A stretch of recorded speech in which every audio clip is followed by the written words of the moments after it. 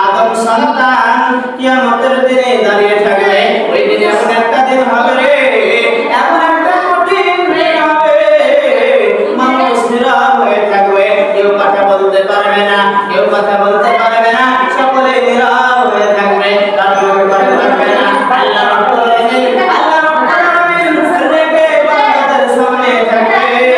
কারণ এখন হিসাব শুরু হয়ে যাবে। আল্লাহ বলছেন বান্দারা এক জায়গায় দাঁড়িয়ে থাকবে, এক কদম আগে পিছু করানো যাবে না। লা তাসুল কদম আদম ইয়াউমাল কিয়ামাহ হাত্তা ইয়াসআল ফাসিল, যতক্ষণ পর্যন্ত পাঁচটা সওয়ালের উত্তর না দেবে, ততক্ষণ পর্যন্ত পাঁচটা প্রশ্নের উত্তর না দেবে। আল্লাহর নবী বলছেন ওই জায়গা থেকে পা নড়বে না রে, ওই জায়গায় দাঁড়িয়ে থাকতে হবে, কারণ ওই কিয়ামতের দিনটা এত কঠিন দিন হবে। তার মধ্যে এক নম্বর আপনাকে জিজ্ঞাসা করা হবে আন উমরিহি ফীমা আফনা, এ আমার গোলাম, তোমাকে 60 বছর 70 বছর 60 বছর 70 বছর সময় দেওয়া হয়েছিল,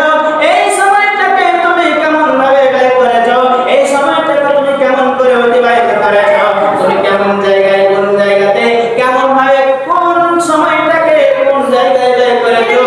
প্রত্যেকটা সেকেন্ড প্রত্যেকটা মিনিট প্রত্যেকটা ঘন্টা আপনার কাছে আল্লাহ বলে দেবেন কেমন করে দান করো, কেমন করে সময়টা অতিবাহিত করেছো, কেমন করে 60 বছর 70 বছর কাটিয়ে দিয়েছো, আমার কাছে মাথা নত করে কাটিয়েছো নাকি তুমি পৃথিবীতে মাল ইনকাম করতে গিয়ে আমাকে বলে গেছো তুমি মাল ইনকাম করো, অসুবিধা নাই, কিন্তু আল্লাহ রাব্বুল আলামিনকে রাজি করে খুশি করে তার সঙ্গে আপনাকে মাল ইনকাম করতে হবে। যেমন করে হযরতে উসমান রাদিয়াল্লাহু তাআলা আনহু, তিনি সবথেকে ধনী মানুষ ছিলেন, তিনি আল্লাহর প্রিয় বান্দা ছিলেন, তিনি নবীর সাহাবা ছিলেন, তিনারাও মাল ইনকাম করতেন। তাই আল্লাহর নবী বলছেন আমার আপনার প্রথম সওয়াল হবে, প্রথম প্রশ্ন হবে আন উমরিহি ফীমা আফনা, আমি আপনি